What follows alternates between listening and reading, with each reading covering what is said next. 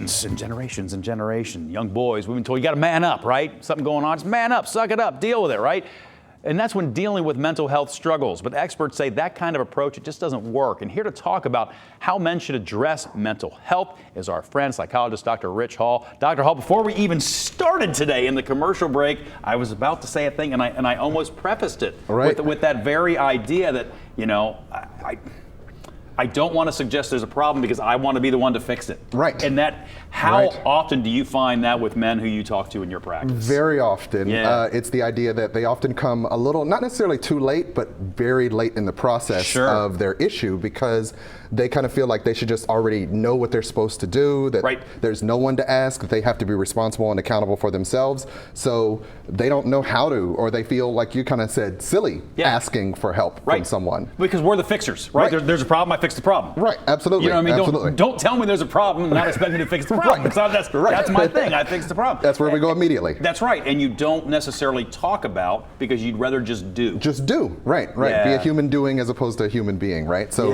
the idea of stopping to self-reflect what's going on with me actually feels like it'll slow down the process. Yeah. But in reality, that's where I often encourage people to do that check-in to see, do I have the resources? Do I have the knowledge, right? Yeah. I'm not a car guy, right? So if I'm staring at anything going on with a car, I can do 3 things with the car.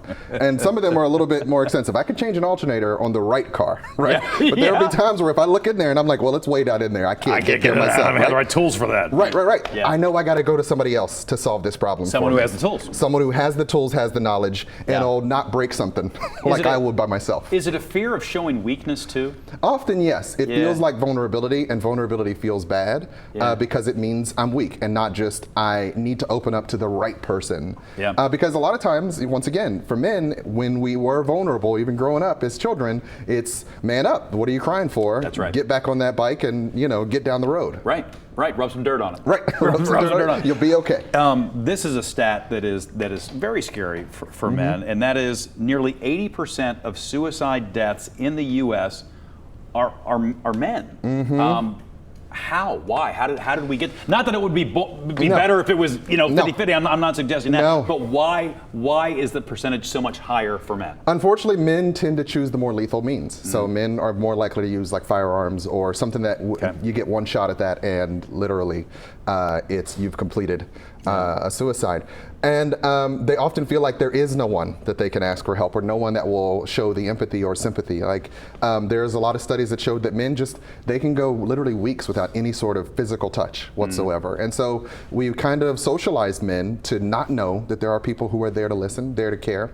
And to feel like they can reach out, unfortunately. Yeah. And so a lot of us, therapists like myself, other people who are in prevention and intervention are trying to get the message out that there are people who are listening, are people who are willing to care. There are hotlines, text lines, all these things online that you can use. And there doesn't have to be stigma, there doesn't have to be shame. No, that these people are there to actually listen to you, give you an ear for some time so that you can feel like you've connected with someone. I touched base with you at the beginning here before we even got out of the commercial break about what I think is it's a difficult and complex dance, and that is, as a dad, for me, I want my kids to have grit. I want them to be tough. I want them to push through certain things. Where does that balance come from between sometimes you got to learn to deal with stuff that's not so great, and by golly, make sure you're taking care of yourself, because that's a hard line. It is. It genuinely is. So we want our children to have resilience. We want them to be able to face challenges and overcome them.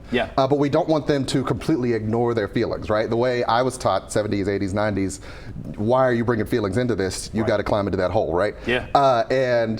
What we have to do is take the opportunity afterwards to still spend some time self-reflecting on it. How did it feel?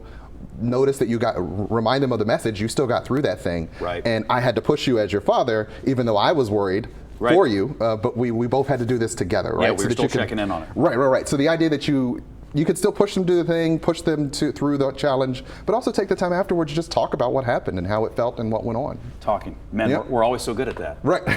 We're always so good. Dr. Hall, I appreciate this conversation. I think it's a really important message for men to hear, that it's okay to seek out help and seek out somebody you can talk to when you need it. Right. Appreciate your time. Always a pleasure. And I think we're going to have you back before too long. We do want to remind everyone watching that if you feel that you are in a mental health crisis, there are resources for you. We mentioned it earlier this hour, but you can reach out to the Suicide and Crisis Lifeline right now if you're having issues. 988 is the number to call, 988, and that hotline is staffed 24/7. It is free and it is confidential. Thank you.